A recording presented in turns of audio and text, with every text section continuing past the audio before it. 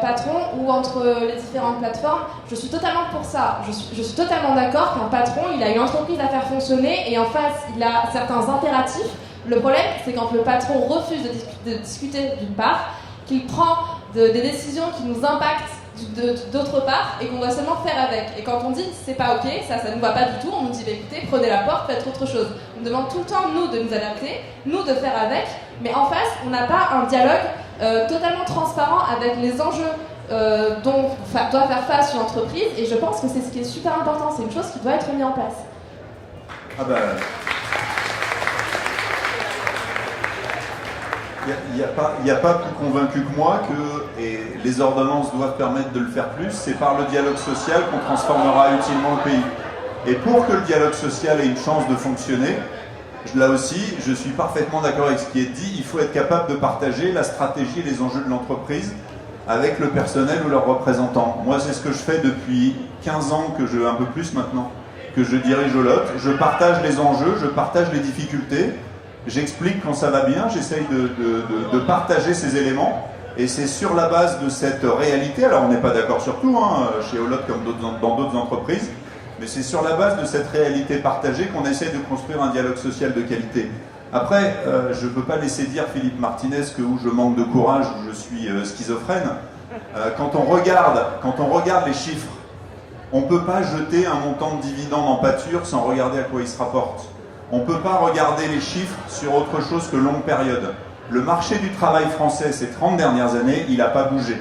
85% des gens qui travaillent en France ont un CDI, et c'est une proportion totalement stable. Donc, non, pas avec les embauches. Hein, les embauches. Non, mais je parle du stock, la structure du marché du travail. Si vous prenez une photo à un instant donné, 85% des gens qui travaillent en France ont un CDI, et ce pourcentage est stable sur ces 20 ou 30 dernières années. Simplement, il y a effectivement pour la partie des gens qui n'ont pas de travail, une précarité. Le nombre, bah oui, on a augmenté, les chômeurs sont passés de 1,5 million un peu plus d'1 million en 80 à plus de 3 millions. Mais le pourcentage des gens qui sont au travail, donc il n'y a pas eu de déformation de la structure du marché du travail. Et je pense que c'est bien d'ailleurs. Je vous l'ai dit, quant au partage, quand on regarde ce que crée une entreprise, là aussi, on peut prendre une entreprise et la jeter en pâture. Quand on regarde les chiffres de l'ensemble de la France sur longue période, on observe quoi? Que la part de ce que crée comme richesse une entreprise qui va au salaire est restée stable. C'est autour de 40% et c'est stable. Toutes les études économiques le montrent. Si. Le partage de la travail s'est détérioré. Non. Du travail. Non, je vous invite à regarder les courbes. Et ensuite, on observe deux choses assez intéressantes. Il y a effectivement, et là aussi je suis d'accord avec Philippe Martinez, il y a eu augmentation de la part des dividendes qui s'est fait au détriment de la part des intérêts versés aux banquiers. Parce que la structure de financement des entreprises a été modifiée. Et la deuxième chose qui a aussi beaucoup bougé, et là l'industriel que je suis, et je pense qu'on sera d'accord avec Philippe Martinez le regrette, il y a eu une baisse de l'investissement, et la baisse de l'investissement, elle s'explique par une seule chose, la hausse des impôts, qui pèse sur les entreprises. Et les différentes études le montrent. Donc on peut, juste pour finir, on peut ne pas regarder. Je vous en donne juste une. C'est sur les grandes fortunes en France. Elles ont été multipliées par 12, les plus grandes fortunes en 20 ans. Et le PIB a été multiplié seulement par moins de 2 en 20 ans. Mais il faut bien que cet argent-là, il soit allé à quelque chose. Il n'est pas allé ni à l'investissement, ni aux banques. Les études sur la dispersion des salaires en France et sur la dispersion des revenus montrent que la France est un des pays les plus justes de l'OCDE, dans lequel les écarts de rémunération ont le moins évolué défavorablement ces dernières années. Si vous prenez c'est la réalité des chiffres, hein, on peut ne pas la regarder en face. Si vous prenez sur 10%, bah oui. pas si vous prenez sur les 0,1% ou sur les 1%. Oui, mais quel est l'intérêt d'aller chercher les 0,1%? C'est ceux qui drainent quand même beaucoup les dividendes. Pardon? C'est ceux qui drainent. C'est les actionnaires, c'est tous les gens qui ont investi. Encore une fois, de toute façon, je n'arriverai pas à vous convaincre, mais je vous recommande de regarder avec attention les chiffres. Parce que si on regarde pas la réalité en face, on n'a aucune chance de trouver les bonnes réponses. Et là, moi j'ai un seul objectif, c'est qu'on fasse baisser le chômage de masse dans ce pays. Monsieur Sauveau, c'est d'ailleurs le problème du dialogue social, c'est que comme dans les négociations, vous nous présentez toujours des études faites par vos cabinets d'experts, c'est sûr qu'on peut... La Banque de France ou le CDE ne sont pas nos experts. Vous avez des cabinets d'experts, c'est un problème. Enfin, bon, on va pas discuter.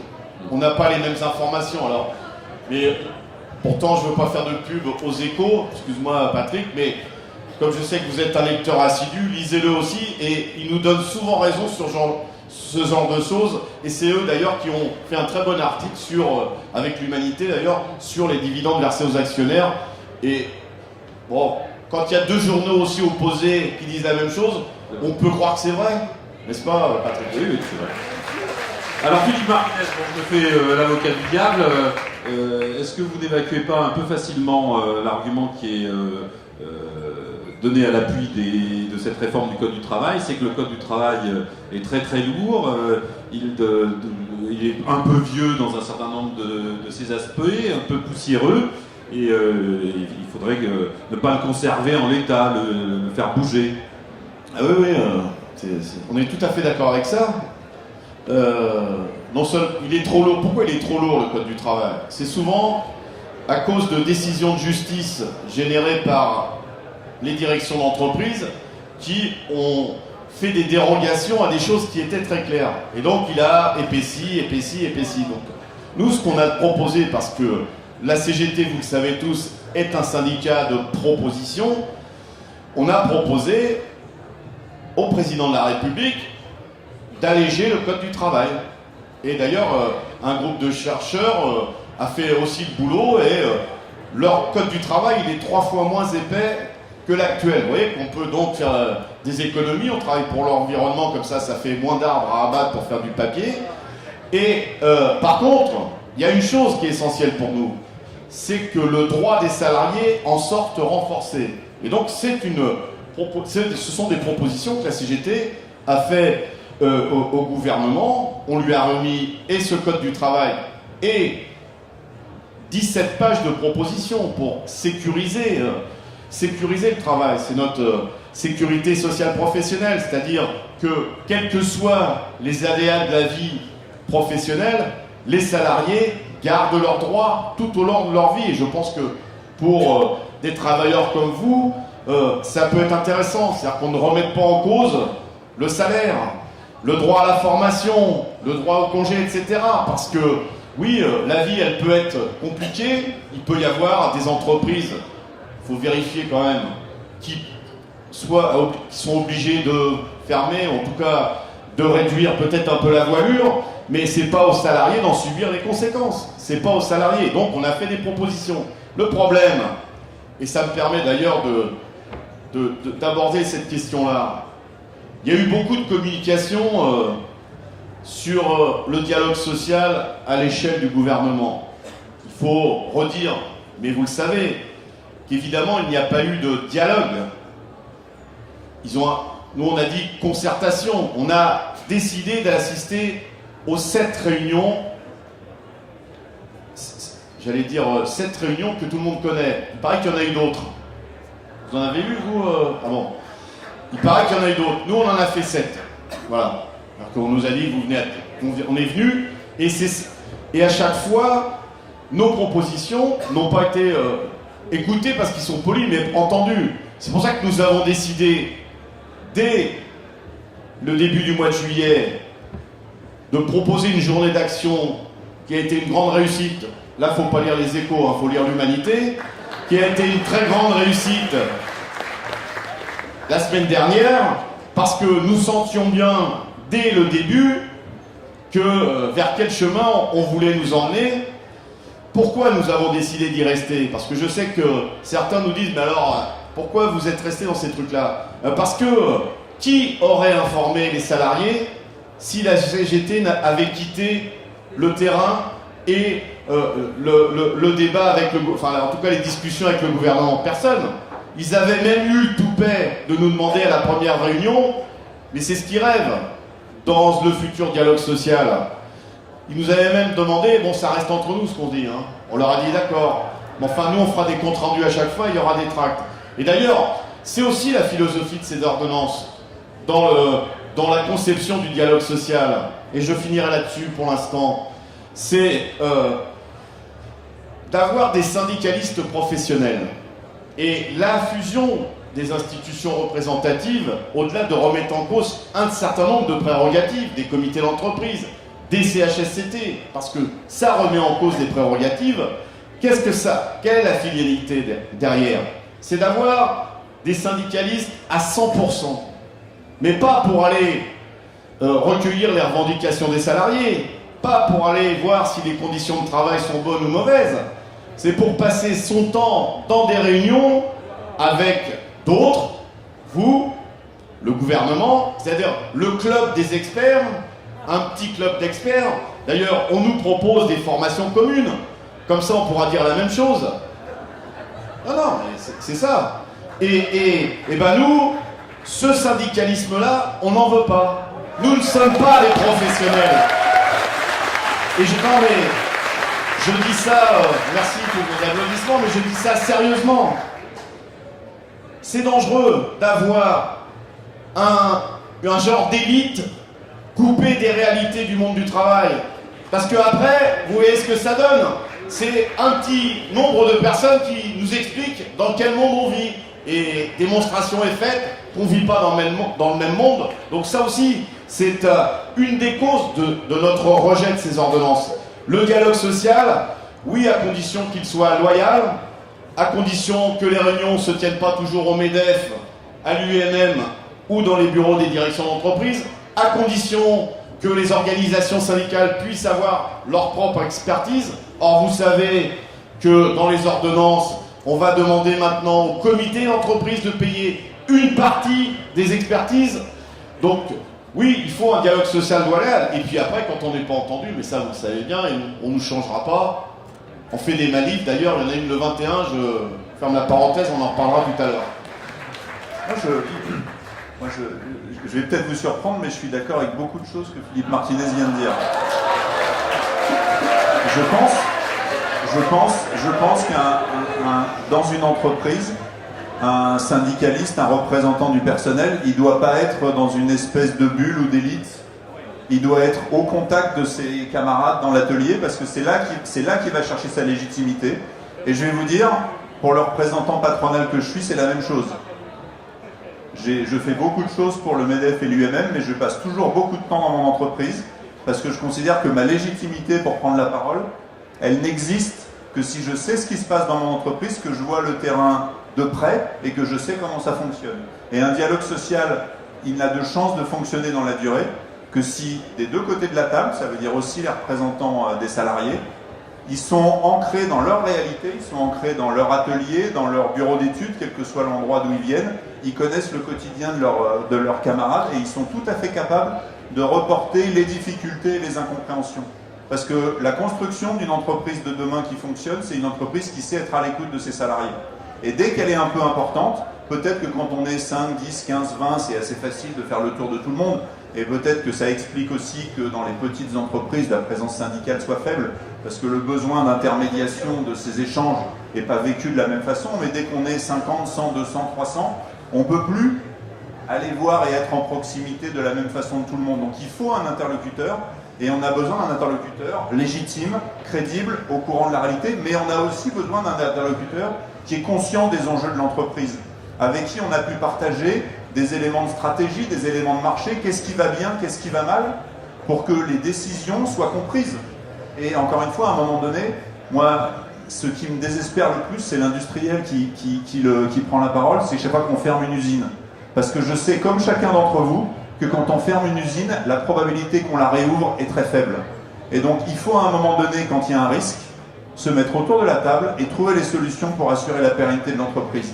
Alors peut-être que ce qui s'est passé dans certaines des entreprises qui ont présenté ont été difficiles ou difficiles à accepter, mais en tout cas aujourd'hui, une chose est sûre, toutes ces usines sont toujours en France et continuent à fonctionner. Et ça, moi, je m'en réjouis sincèrement. Alors peut-être, et on va se tourner ensuite vers vous, je voudrais vous poser à chacun une question, elles se rejoignent un peu, vous allez le voir. Philippe Martinez, l'ensemble des syndicats a montré des réticences à l'égard des ordonnances, d'assez fortes réticences même, à l'égard des ordonnances réformant le code du travail, mais les syndicats sont aujourd'hui divisés. Donc, quelles sont les perspectives que vous voyez pour l'après? Est-ce qu'il y a la CGT seule peut changer les choses? Est-ce que quelque chose peut s'agréger ou pas? Et la deuxième question, elle concerne M. Sogo. L'addition s'annonce assez lourde pour les salariés dans la période, puisque on annonce une réforme des retraites qui passera à une retraite par points. On annonce des mesures sur l'assurance maladie, sur l'assurance chômage. La liste devient assez longue. Est-ce que vous ne craignez pas, vous, comme chef d'entreprise, que quelque chose se cristallise dans le pays et qui mette plus largement en cause des positions qui sont aujourd'hui les vôtres, avec une telle accumulation de projets négatifs? Alors, effectivement, contrairement à l'année dernière, aucun syndicat n'approuve cette réforme. Aucun. Et donc, là, on ne peut pas dire qu'il y a ceux qui n'ont rien compris et ceux qui ont tout compris, puisque personne n'approuve ces réformes. Évidemment, paradoxalement, en tout cas au niveau des confédérations, le périmètre des mobilisations est différent. Moi, j'ai regardé ce que nous avons été capables de faire la semaine dernière. Je me dis, on voit bien que personne n'est d'accord, puisque vous le savez très bien, et c'est ce qui a donné la force de cette première journée, c'est qu'au-delà des positions des chefs, il y avait beaucoup de drapeaux de la CGT dans les cortèges, mais pas que. Il y avait par exemple 52 unions départementales de force ouvrière qui ont défilé aux côtés des camarades de la CGT, de Solidaire et de la FSU dans ces cortèges. Il y avait, certains camarades m'ont dit, présence de la CFDT, j'en ai vu à Paris. Il y avait présence de la CGC, syndicat de l'encadrement, qui est très virulent contre ces ordonnances, y compris sur la possibilité pour les cadres dans l'entreprise d'avoir plus de responsabilité sur la marge de l'entreprise, mais y compris la possibilité pour les employeurs de s'en débarrasser plus facilement. Donc, je trouve que c'est une contradiction qu'on a gérée, mais moi en tout cas je le prends au positif, c'est que beaucoup de salariés et de militants syndicaux, toutes organisations confondues, ont bien perçu le danger de ces ordonnances et le montrent, et j'allais dire le manifestent. Alors, nous avons des perspectives, vous le savez, puisque nous voulons que la semaine prochaine, le 21, soit un nouveau temps fort de mobilisation. Mais moi j'insiste sur une chose, c'est qu'il ne faut pas globaliser les problèmes. Évidemment, la finalité, c'est toujours la même chose, c'est faire pression sur le travail pour donner plus au capital.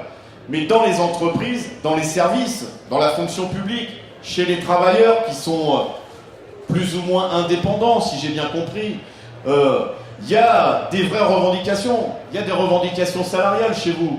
Eh bien, on a des motivations, on a des motifs pour aller se manifester. Les retraités, qui sont des privilégiés quand ils touchent 1 200 € de pension et auxquels on va ponctionner plus de CSG pour donner aux pauvres étudiants à qui on va piquer 5 € d'APL pour donner à je ne sais plus qui d'ailleurs, parce que peut-être aux chômeurs, mais c'est pas la direction. Eh bien, tout le monde, à partir de sa réalité en lien au travail, ou ceux qui n'ont pas de travail, ceux qui sont à la retraite, ont des motifs, et c'est ce qu'on veut essayer de construire. Je me félicite, par exemple, parce que ça montre aussi le mécontentement qui, comme tu l'as dit, risque d'augmenter au fur et à mesure qu'on va expliquer les ordonnances, même si vous allez les expliquer autrement, au fur et à mesure que d'autres problèmes vont être mis sur la table, la formation professionnelle, l'assurance chômage, la retraite.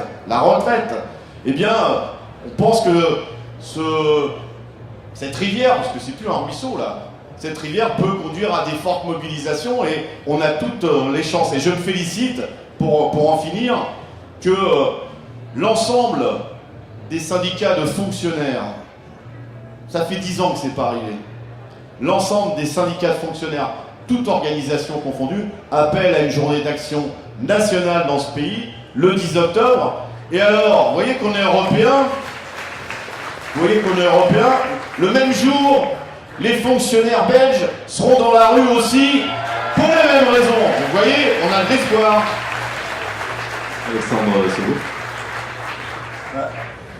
Il me semble que quand on touche à des sujets aussi fondamentaux que le chômage ou la retraite, il faut y toucher avec, non pas avec, si avec prudence. Il faut y toucher avec prudence, mais en même temps, il ne faut pas ne rien faire. Et d'ailleurs, sur l'assurance chômage, l'ensemble des organisations syndicales et patronales ont fait depuis cet été 2 communiqués communs pour rappeler un certain nombre de choses importantes sur la nature du régime, sur le fait que c'est bien un salaire de remplacement et qu'il y a des règles auxquelles on est attaché. Aujourd'hui, qu'est-ce que l'assurance chômage, qu'est-ce que la retraite? C'est ce qui participe de la confiance des salariés dans la durée. C'est-à-dire qu'ils savent que s'il se passe quelque chose, ils auront une indemnisation, qu'à la fin de leur carrière, ils vont toucher une retraite et donc ça participe du bon fonctionnement de l'économie. Et il n'est pas du tout illégitime, et je pense qu'il y a encore des choses à faire, notamment pour remettre un peu plus d'équité dans le système à certains endroits, mais si à un moment donné ces réformes se traduisent par une grande défiance de l'ensemble des salariés français, ce sera mauvais pour l'économie. Et donc comment est-ce qu'on fait la pédagogie de cette équité? Comment est-ce qu'on fait la pédagogie des règles qu'il faut éventuellement changer? Non pas parce que celles d'avant étaient mauvaises, mais parce que le monde change, parce qu'il faut s'adapter, c'est la réalité, et en même temps il faut le faire avec suffisamment d'écoute pour les gens qui sont les premiers bénéficiaires de ce dispositif, pour ne pas déstabiliser l'économie française. Vous savez, en Chine, excusez-moi de prendre cette comparaison, je ne vais pas parler du tout salaire. Hein. J'ai remarqué que c'était souvent le modèle du MEDEF. Non, pas du tout. Gattaz voulait m'emmener en Chine pour voir comment c'était le progrès social. Un pays comme la Chine, il n'y a aucune protection sociale collective. Aujourd'hui, quasiment aucune. En termes de chômage et de retraite, ça commence, mais il y en a très peu.